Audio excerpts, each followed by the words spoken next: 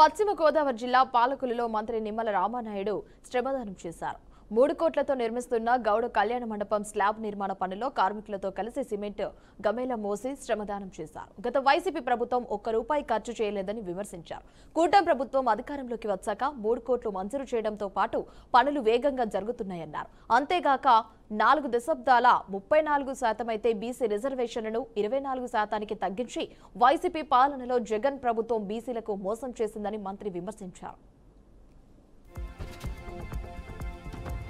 ఈరోజు 3 కోట్ల రూపాయలు నిధులు కేటాయించి ఆ పనులు శరవేగంగా పరిగెత్తించి పనిచేసేలాగా ప్రతి వారము కూడా రివ్యూ చేస్తూ ఈరోజు ఆ యొక్క నిర్మాణ పనుల్లో కూడా మరి శ్రమదానం చేయడం చాలా తృప్తి ఆనందాన్ని కలిగించింది.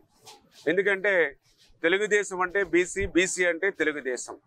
ఎప్పుడు కూడా తెలుగుదేశం పార్టీ అన్న నందమూరి తారక రామారావు గారి దగ్గర నుండి అన్న చంద్రబాబు నాయుడు గారి వరకు ఎప్పుడు బీసీలకి ప్రాధాన్యత ఇస్తూ ఉంటారు. దానికి ఉదాహరణే మన పాలకుల్లో నియోజకవర్గంలో ఉన్నటువంటి గౌడ సిట్టిబలిజీ భవనం. ఆ రోజు 14, 19 నేను మొదటిసారి ఎమ్మెల్యేగా ఉన్నప్పుడు ఈ గౌడ సిట్టిబలిజీ భవనానికి ఆ రోజు ₹1,50,00,000 నిధులు ఇచ్చి అందులో కొంతమేర నిధులు ఖర్చు పెట్టి మొదటి స్లాబ్ నిర్మాణం వరకు పనులు చేయడం జరిగింది. తర్వాత ప్రభుత్వం మారింది. 5 సంవత్సరాల వైఎస్ఆర్సీపీ పాలనలో మళ్ళీ ఒక చిల్లి గవ్వ కూడా ఈ గౌడ సిట్టిబలిజీ భవనానికి ఖర్చు పెట్టినటువంటి పరిస్థితి లేదు. దీని వంక చూసినటువంటి పరిస్థితి కూడా లేదు.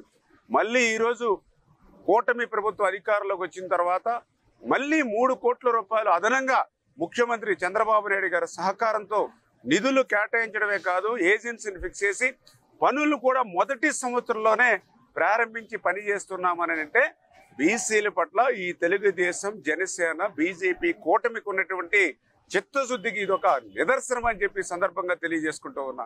ఈరోజు 3 కోట్ల రూపాయలు నిధులు కేటాయించి ఆ పనులు శరవేగంగా పరిగెత్తించి పనిచేసేలాగా ప్రతి వారము కూడా రివ్యూ చేస్తూ ఈరోజు ఆ యొక్క నిర్మాణ పనుల్లో కూడా మరి శ్రమదానం చేయడం చాలా తృప్తి ఆనందాన్ని కలిగించింది. ఎందుకంటే తెలుగుదేశం అంటే బీసీ, బీసీ అంటే తెలుగుదేశం. ఎప్పుడు కూడా తెలుగుదేశం పార్టీ అన్న నందమూరి తారక రామారావు గారి దగ్గర నుండి అన్న చంద్రబాబు నాయుడు గారి వరకు ఎప్పుడు బీసీలకి ప్రాధాన్యత ఇస్తూ ఉంటారు.